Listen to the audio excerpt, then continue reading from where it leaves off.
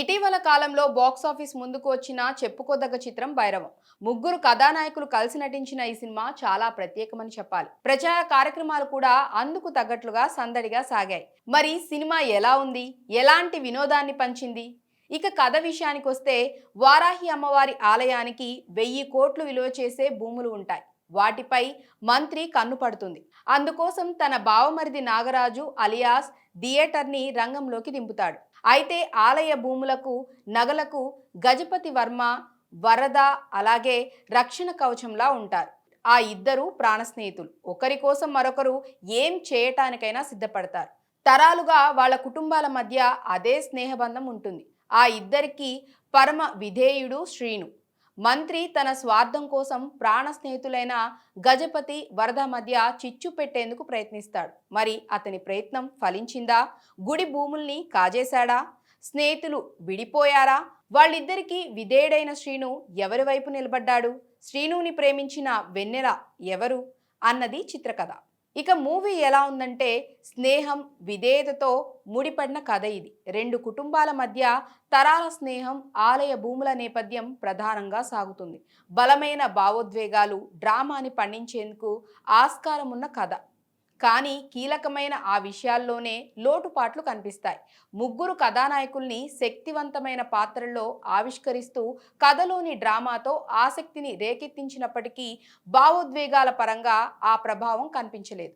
హీరోలకి తగ్గట్లుగా action, commercial హంగుల్లో భాగంగా జోడించిన పాటలు, బోలెడన్ని పాత్రలు ఇలా అన్నీ తెరపైన ఘనంగానే కనిపిస్తాయి. వరుసగా హీరోల పరిచయ సన్నివేశాలతో సినిమాని ఆరంభించిన దర్శకుడు ప్రేక్షకుణ్ణి అసలు కథలోకి తీసుకువెళ్ళటానికి కాస్త సమయం తీసుకున్నాడు. ముగ్గురి మధ్య స్నేహం, శ్రీను వెన్నెల ప్రేమ నేపథ్యమే ప్రధానంగా ప్రథమార్థంలో సాగుతుంది. విరామానికి ముందు వచ్చే సన్నివేశాలు ఆసక్తిని రేకెత్తిస్తాయి. ఆలయానికి చెందిన నగల నేపథ్యంలో నడిచే డ్రామా కథని కొత్త మలుపు తిప్పింది. సుదీర్ఘంగా సాగే పోరాట ఘట్టం మరో ఆకర్షణ. ఆ ఎపిసోడ్తో కాంతారా సినిమాని గుర్తు చేస్తాడు బెల్లంకొండ శ్రీనివాస్. ప్రథమార్థంతో పోలిస్తే ద్వితీయార్థం సినిమాకి ప్రధాన బలమని చెప్పాలి. డ్రామాకి తోడు యాక్షన్ హంగులు ఆకట్టుకుంటాయి. మామిడి తోట నేపథ్యంలో సన్నివేశాలు సినిమాకి కీలకం. అయితే తెరపైన ఎంత కథ నడుస్తున్నా, కథనంలో డ్రామా ఉన్నా అది ప్రేక్షకుడి హృదయాన్ని మాత్రం తాకదు. ప్రీ క్లైమాక్స్ లో మేనమామగా బెల్లంకొండ సాయి శ్రీనివాస్ తన బాధ్యతని నిర్వర్తించే సన్నివేశాలు ప్రభావవంతంగా ఉన్నాయి. పతాక సన్నివేశాలు ఊహకు తగ్గట్లుగానే సాగుతాయి.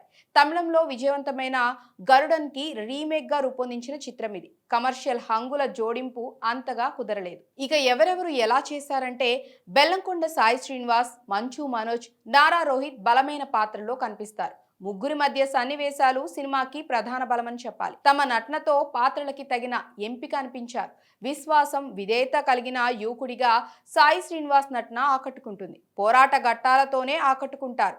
ఆయనకి అదితి శంకర్కి మధ్య సాగే ప్రేమ సన్నివేశాలు, పాటలు కమర్షియల్ హంగుల కోసమే. నిజాయితీ, పెద్దరికం నింపుకున్న వరద పాత్రలో నారా రోహిత్ ప్రేక్షకుల్ని కట్టిపడేస్తారు.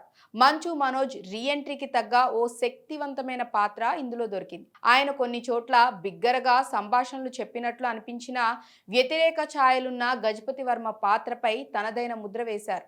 నారా రోహిత్కి జోడీగా నటించిన దివ్యా పిళ్ళై, మంచు మనోజ్కి జోడీగా నటించిన ఆనంది పాత్రలు సినిమాలో కీలకమే.